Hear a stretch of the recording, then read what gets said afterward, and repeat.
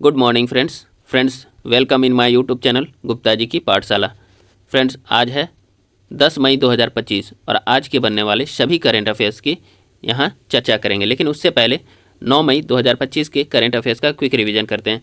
पहला क्वेश्चन देखते हैं, हाल ही में किसने कार्यबल को सशक्त बनाने के लिए सबसे बड़ी स्टाफ सहभागिता पहल को शुरू किया है? इसका आंसर हो जाएगा भारतीय स्टेट बैंक यानी कि स्टेट बैंक ऑफ इंडिया ने। अगला क्वेश्चन है फ्रेंड्स, किस देश में संयुक्त राष्ट्र वैशाख दिवस समारोह आयोजित किया गया है? तो इसका आंसर हो जाएगा वियतनाम। तो वियतनाम में संयुक्त राष्ट्र वैशाख दिवस समारोह आयोजित किया गया है। अगला क्वेश्चन है, हाल ही में मिस वर्ल्ड प्रतियोगिता का 72वां संस्करण कहाँ आयोजित किया जाएगा?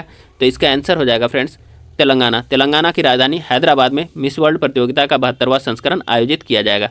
अगला क्वेश्चन है फ्रेंड्स, हाल ही में कौन सा देश अपने सभी सरकारी स्कूलों में आर्टिफिशियल इंटेलिजेंस को अनिवार्य विषय बनाएगा? तो इसका आंसर हो जाएगा संयुक्त अरब अमीरात यानी कि यूनाइटेड अरब एमिरेट्स। अगला क्वेश्चन देखते हैं, मानव विकास सूचकांक 2025 में भारत का स्थान क्या है? तो इसका आंसर हो जाएगा 130वीं यानी कि 138।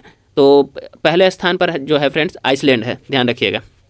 अगला क्वेश्चन है, हाल ही में खबरों में रहा INS तमाल किस श्रेणी के फ्रिगेट से संबंधित है? इसका आंसर हो जाएगा क्रिवाक 3 वर्ग यानी क्रिवाक 3 क्लास से। अगला क्वेश्चन है, हाल ही में चर्चा में रहा भीमगढ़ वन्यजीव अभयारण्य किस राज्य में स्थित है? तो इसका आंसर हो जाएगा कर्नाटक। अगला क्वेश्चन है, IXPE यानी कि इमेजिंग एक्सरे पोलारीमेट्री एक्सप्लोरर किन दो अंतरिक्ष एजेंसियों का संयुक्त मिशन है?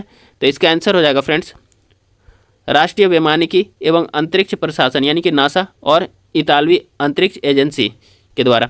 चलिए अगला क्वेश्चन है फ्रेंड्स, वैज्ञानिकों ने हाल ही में गोदावरी बेसिन में किस भूवैज्ञानिक काल से प्राचीन वन्य अग्नि यानी कि पेलियो फायर के साक्ष्य का पता लगाया है?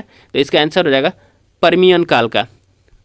अगला क्वेश्चन है, किस भारतीय क्रिकेटर ने मई 2025 में टेस्ट क्रिकेट से संन्यास की घोषणा की है? इसका आंसर हो जाएगा रोहित शर्मा। अगला क्वेश्चन है, 7 मई 2025 को आयोजित राष्ट्रव्यापी नागरिक सुरक्षा मॉक ड्रिल का कोड नेम क्या था? तो इसका आंसर हो जाएगा ऑपरेशन अभ्यास। अगला क्वेश्चन है, अंतर्राष्ट्रीय समुद्री रक्षा प्रदर्शनी यानी कि IMDEX एशिया 2025 कहाँ आयोजित की गई थी? तो इसका आंसर हो जाएगा चांगी प्रदर्शनी केंद्र सिंगापुर। अगला क्वेश्चन है, वर्ल्ड बैंक लैंड कॉन्फ्रेंस 2025 का आयोजन कहाँ किया गया था? तो इसका आंसर हो जाएगा वाशिंगटन DC। अगला क्वेश्चन है, हाल ही में IMF के अनुसार भारत किस वर्ष में जापान को पछाड़कर चौथी सबसे बड़ी अर्थव्यवस्था बनने के लिए तैयार है? तो इसका आंसर हो जाएगा 2025 यानी 2025। चलिए फ्रेंड्स, अब हम लोग आज के करेंट अफेयर्स की चर्चा करते हैं। पहला क्वेश्चन है, क्लासिकल और क्वांटम संचार में सहयोगी अनुसंधान के लिए C ने किसके साथ समझौता किया है? तो इसका आंसर हो जाएगा फ्रेंड्स डी इसका आंसर हो जाएगा CSIR और NPL। तो क्लासिकल क्वांटम और संचार में सहयोगी अनुसंधान के लिए C ने CSIR और NPL के साथ समझौता किया है। डिटेल्स देखते हैं फ्रेंड्स। देखिए, क्लासिकल और क्वांटम संचार में सहयोगी अनुसंधान के लिए C ने CSIR और राष्ट्रीय भौतिकी प्रयोगशाला यानी कि CSIR और NPL के साथ समझौता किया है। इस समझौते का उद्देश्य क्वांटम सुरक्षित और शास्त्रीय संचार पर अनुसंधान और विकास को बढ़ावा देना है। अगला क्वेश्चन है फ्रेंड्स, स्टार्टअप MSME और उद्यमियों को सशक्त बनाने के लिए DPIIT ने किसके साथ समझौता किया है? तो इसका आंसर हो जाएगा A हाफेल इंडिया। तो स्टार्टअप MSME और उद्यमियों को सशक्त बनाने के लिए DPIIT ने हाफेल इंडिया प्राइवेट लिमिटेड के साथ समझौता किया है। डिटेल्स देख लेते हैं फ्रेंड्स। देखिए, हाल ही में उद्योग संवर्धन और आंतरिक व्यापार विभाग यानी कि DPIIT और हाफेल इंडिया प्राइवेट लिमिटेड ने नई दिल्ली में एक समझौता ज्ञापन पर हस्ताक्षर किए। इस साझेदारी का उद्देश्य भारत में विनिर्माण और नवाचार पारिस्थितिकी तंत्र को सुदृढ़ करना है। इसके तहत स्टार्टअप MSME और उद्यमियों को सशक्त बनाने पर जोर दिया गया है। अगला क्वेश्चन है फ्रेंड्स, CBI निदेशक प्रवीण सूद का कार्यकाल अब कब तक बढ़ा दिया गया है? तो इसका आंसर हो जाएगा फ्रेंड्स मई 2026 तक, यानी इसका आंसर हो जाएगा C मई 2026 तक। ठीक है फ्रेंड्स, तो देखते हैं डिटेल्स। देखिए, सीबीआई निदेशक प्रवीण सूद को उनके कार्यकाल में 1 वर्ष का विस्तार मिला है, जिससे अब वे 24 मई 2026 तक इस पद पर बने रहेंगे। वे कर्नाटक केडर के 1986 बैच के आईपीएस अधिकारी हैं। उन्हें पहले 25 मई 2023 को सीबीआई निदेशक नियुक्त किया गया था और उनका मूल कार्यकाल 24 मई 2025 को समाप्त होने वाला था। इस विस्तार के साथ वे देश के प्रमुख जांच एजेंसी सीबीआई का नेतृत्व और 1 साल तक करेंगे। अगला क्वेश्चन है फ्रेंड्स, भूटान की डीजीपीसी ने जल विद्युत परियोजना के लिए किस भारतीय कंपनी के साथ समझौता किया है? तो इसका आंसर हो जाएगा बी अडानी ग्रुप। तो भूटान की डीजीपीसी ने जल विद्युत परियोजना के लिए अडानी ग्रुप के साथ समझौता किया है। डिटेल्स देख लेते हैं फ्रेंड्स। देखिए, अडानी समूह और भूटान के ड्रुक ग्रीन पावर कॉरपोरेशन ने भूटान में 5000 मेगावाट की जल विद्युत परियोजनाओं को विकसित करने के लिए साझेदारी की है। यह समझौता वांगचू जल विद्युत परियोजना पर उनके मौजूदा सहयोग का विस्तार करता है। यह पहल 2040 तक 20,000 मेगावाट अक्षय ऊर्जा क्षमता हासिल करने के भूटान के लक्ष्य का समर्थन करती है, जिसमें जल विद्युत और पंप स्टोरेज परियोजनाओं पर ध्यान केंद्रित किया गया है।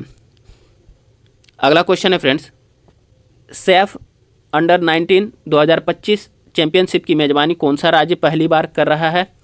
तो इसका आंसर हो जाएगा फ्रेंड्स अरुणाचल प्रदेश। तो सैफ अंडर 19 2025 चैंपियनशिप की मेजबानी जो है अरुणाचल प्रदेश कर रहा है। डिटेल्स देखते हैं फ्रेंड्स। देखिए, 2025 में सैफ अंडर 19 चैंपियनशिप का आयोजन 9 से 18 मई 2025 तक गोल्डन जुबली स्टेडियम यूपीआई यानी अरुणाचल प्रदेश में किया जा रहा है। यह पहली बार है जब अरुणाचल प्रदेश जैसे उत्तर पूर्वी राज्यों ने इतने बड़े स्तर पर दक्षिण एशियाई फुटबॉल टूर्नामेंट की मेजबानी की है। इस आयोजन से यह स्पष्ट होता है कि राज्य ने फुटबॉल इंफ्रास्ट्रक्चर में तेजी से सुधार किया है। अगला क्वेश्चन है फ्रेंड्स,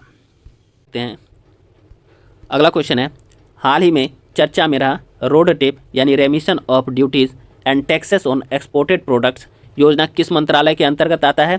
तो इसका आंसर हो जाएगा ए इसका आंसर होगा वाणिज्य और उद्योग मंत्रालय। तो हाल ही में चर्चा में रहा रोड टेप योजना वाणिज्य और उद्योग मंत्रालय के अंतर्गत आता है।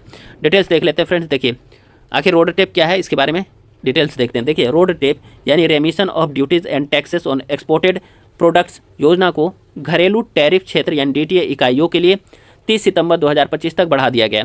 इसे जनवरी 2021 में वाणिज्य और उद्योग मंत्रालय द्वारा शुरू किया गया था। रोड टेप निर्यातकों को उन करों, शुल्कों और लेवीज की वापसी करता है जो वापस नहीं किए गए हैं। इसने merchandise exports from India scheme की जगह ली है, जिसे वैश्विक व्यापार नियमों के अनुपालन में कमी के कारण वर्ल्ड ट्रेड ऑर्गेनाइजेशन यानी WTO में चुनौती दी गई थी। रोड टेप यह सुनिश्चित करता है कि निर्यातकों को उत्पादन और वितरण के दौरान हुए खर्चों के लिए मुआवजा मिले। चलिए फ्रेंड्स, अगला क्वेश्चन है, किस संगठन ने जैव विविधता नीतियों को सुलभ बनाने के लिए national biodiversity strategy and action plans tracker विकसित किया है? तो इसका आंसर हो जाएगा फ्रेंड्स WWF यानी बी इसका आंसर हो जाएगा। बी इसका आंसर होगा world wild life fund for nature यानी WWF ने। तो WWF ने जैव विविधता नीतियों को सुलभ बनाने के लिए national biodiversity strategy and action plans tracker विकसित किया है। अब इसका डिटेल्स देखते हैं फ्रेंड्स। देखिए, national biodiversity strategy and action plans tracker दिखाता है कि केवल 10% देश COP16 से पहले अपनी जैव विविधता प्रतिबद्धताओं को पूरा करते हैं।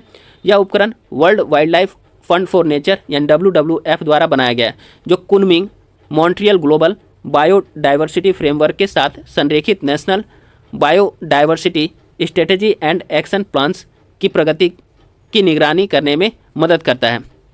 अब देखिए, इसका उद्देश्य जो है जैव विविधता नीतियों को स्पष्ट और सुलभ बनाना है, जिससे पारदर्शिता और जवाबदेही को बढ़ावा मिले। NBSAPs देशों के लिए जैव विविधता हानि को संबोधित करने, कार्रवाई को प्रेरित करने और पारिस्थितिकी तंत्र पुनर्स्थापना और वन्यजीव संरक्षण के लिए धन जुटाने के लिए आवश्यक मार्गदर्शक के रूप में कार्य करता है।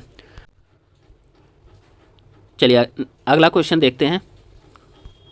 क्वेश्चन है, वेटिकन सिटी में नया रोमन कैथोलिक पोप चुने जाने वाले कार्डिनल रॉबर्ट प्रीवोस्ट ने अपना क्या नाम रखा है? तो इसका आंसर हो जाएगा फ्रेंड्स बी इसका आंसर होगा पोप लियो 14 या पोप लियो 14। तो वेटिकन सिटी में नया रोमन कैथोलिक पोप चुने जाने वाले कार्डिनल रॉबर्ट प्रीवोस्ट ने अपना नया नाम लियो 14 या पोप लियो 14 रखा है। डिटेल्स देख लेते हैं फ्रेंड। देखिए, कार्डिनल रॉबर्ट फ्रांसिस प्रूवोस्ट को 8 मई 2025 को रोमन कैथोलिक चर्च के 267वें पोप के रूप में चुना गया। उन्होंने पोप लियो 14 का नाम लिया है। यह एक ऐतिहासिक मील का पत्थर है क्योंकि वे पहले अमेरिकी मूल के पोप बने हैं। ठीक है, वे ऑगस्टिनियन ऑर्डर के पहले सदस्य भी हैं जो पोप के पद पर आसीन हुए हैं। देखिए, उन्होंने पोप चुने जाने के बाद वेटिकन सिटी स्थित सेंट पीटर्स बेसिलिका की बालकनी में आकर अपने पहले संबोधन में यीशु मसीह के शब्द दोहराए। उन्होंने कहा, हर तरफ अमन चैन कायम रहे, यानी peace be with you all. Chicago America निवासी 69 वर्षीय प्रीवोस्ट ने ज़्यादातर समय पेरू में बिताया और वह 2023 में कार्डिनल बन गए थे। अब देखिए, इनका प्रारंभिक जीवन कैसा रहा है। देखिए, प्रीवोस्ट का जन्म 14 सितंबर 1955 ईस्वी को शिकागो इलिनॉइस में हुआ था। युवावस्था में उन्होंने एक वेदी लड़के के रूप में सेवा की और पेरिस स्कूल और फिर एक सेमिनरी हाई स्कूल में गए। उन्होंने विल्नोवा विश्वविद्यालय में भाग लिया, जहां उन्होंने 1977 ईस्वी में गणित में स्नातक की डिग्री प्राप्त की। द वाशिंगटन पोस्ट की एक रिपोर्ट के अनुसार इसके बाद उन्होंने शिकागो के कैथोलिक थियोलॉजिकल यूनियन में अध्ययन किया। उन्होंने धर्मशास्त्र में डिप्लोमा भी प्राप्त किया है। चलिए फ्रेंड्स, अगला क्वेश्चन है, किस एमएनसी आईटी कंपनी के संस्थापक ने अगले 2 दशकों में अपनी लगभग पूरी निजी संपत्ति को दान करने की घोषणा कर दी है? तो इसका आंसर हो जाएगा फ्रेंड्स ए इसका आंसर हो जाएगा माइक्रोसॉफ्ट। तो माइक्रोसॉफ्ट आईटी कंपनी के संस्थापक ने अगले 2 दशकों में अपनी लगभग पूरी निजी संपत्ति को दान करने की घोषणा की। डिटेल्स देखते हैं फ्रेंड्स। देखिए, माइक्रोसॉफ्ट के संस्थापक बिल गेट्स ने उक्त घोषणा के साथ यह भी कहा कि दुनिया के सबसे गरीब लोगों को उनके फाउंडेशन के माध्यम से लगभग $200 अरब मिलेंगे। चलिए फ्रेंड्स, अगला क्वेश्चन है, सुरक्षित अंतर्राष्ट्रीय यात्रा के लिए चिप आधारित ई पासपोर्ट को हाल ही में किस देश ने लॉन्च किया है? तो इसका आंसर हो जाएगा ए भारत। तो भारत ने सुरक्षित अंतर्राष्ट्रीय यात्रा के लिए चिप आधारित ई पासपोर्ट लॉन्च किया है। डिटेल्स देख लेते हैं। देखिए, भारत ने आधिकारिक रूप से चिप आधारित ई पासपोर्ट की शुरुआत कर दी है, जो यात्रा दस्तावेजों के डिजिटलीकरण की दिशा में एक बड़ा कदम है। ये नए पासपोर्ट जो RFID चिप और बायोमेट्रिक डेटा से लैस है, अंतर्राष्ट्रीय यात्रा को अधिक सुरक्षित, कुशल और सुविधाजनक बनाने का उद्देश्य रखते हैं। अगला क्वेश्चन देखते हैं फ्रेंड्स, हाल ही में किस राज्य में भारत के पहले भूतापीय उत्पादन कुएं का निर्माण किया गया है? तो इसका आंसर हो जाएगा फ्रेंड्स डी इसका आंसर हो जाएगा अरुणाचल प्रदेश। तो हाल ही में अरुणाचल प्रदेश में भारत के पहले भूतापीय उत्पादन कुएं का निर्माण किया गया है। पहला फ्रेंड्स, तो ध्यान रखिएगा, क्वेश्चन अवश्य बनेगा यहाँ से। चलिए डिटेल्स देख लेते हैं। देखिए, पूर्वोत्तर भारत में स्वच्छ और नवीकरणीय ऊर्जा की दिशा में एक ऐतिहासिक कदम उठाते हुए centre for earth sciences and Himalayan studies ने अरुणाचल प्रदेश के पश्चिमी कामेंग जिले के दिरांग में पहला जियोथर्मल उत्पादन कुआं सफलतापूर्वक ड्रिल किया है। यह उपलब्धि ऊंचाई वाले क्षेत्रों में भूतापीय ऊर्जा की संभावनाओं के दोहन में एक बड़ी सफलता है और इस क्षेत्र में पर्यावरण अनुकूल हीटिंग एवं कृषि प्रसंस्करण तकनीकों को बढ़ावा देने का मार्ग प्रशस्त किया है। चलिए फ्रेंड्स, अगला क्वेश्चन है, काफ़ी इंपॉर्टेंट है, बिहार से रिलेटेड है, तो BPSC वाले ध्यान दीजिएगा। देखिए, खेलो इंडिया यूथ गेम्स 2025 में किस टीम ने 10 metre air rifle mixed team youth category में अपना पहला कांस्य पदक यहाँ होगा कांस्य पदक जीतकर इतिहास रच दिया है? तो देखिए, खेलो इंडिया यूथ गेम्स 2025 में किस टीम ने 10 metre air rifle mixed team youth category में अपना पहला कांस्य पदक जीतकर इतिहास रच दिया है? तो इसका आंसर हो जाएगा फ्रेंड्स बिहार। तो बिहार ने कांस्य पदक जीत करके इतिहास रच दिया। चलिए डिटेल्स देख लेते हैं। देखिए, डॉक्टर करनी सिंह शूटिंग रेंज पर चल रहे खेलो इंडिया यूथ गेम्स 2025 में बिहार ने 10 metre air rifle mixed team youth category में अपना पहला मेडल जीतकर इतिहास रच दिया है। दिव्याश्री और रुद्र प्रताप सिंह की जोड़ी ने कांटे की टक्कर में उत्तर प्रदेश की अनन्या और अंश डबास की जोड़ी को 16-14 से हराकर कांस्य पदक अपने नाम किया और इस प्रकार से इतिहास रच दिया। फ्रेंड्स, आज का जो सेशन है यहीं समाप्त होता है। कल फिर हम आप लोगों के समक्ष नए सेशन के साथ उपस्थित होंगे। फ्रेंड्स, आप लोग गुप्ता जी की पाठशाला यूट्यूब चैनल को सब्सक्राइब कीजिए, अधिक से अधिक लाइक कीजिए, अधिक से अधिक शेयर कीजिए और कमेंट कीजिए फ्रेंड्स, इससे मुझे भी उत्साह मिलता है फ्रेंड्स। चलिए फ्रेंड्स, धन्यवाद। Have a great day.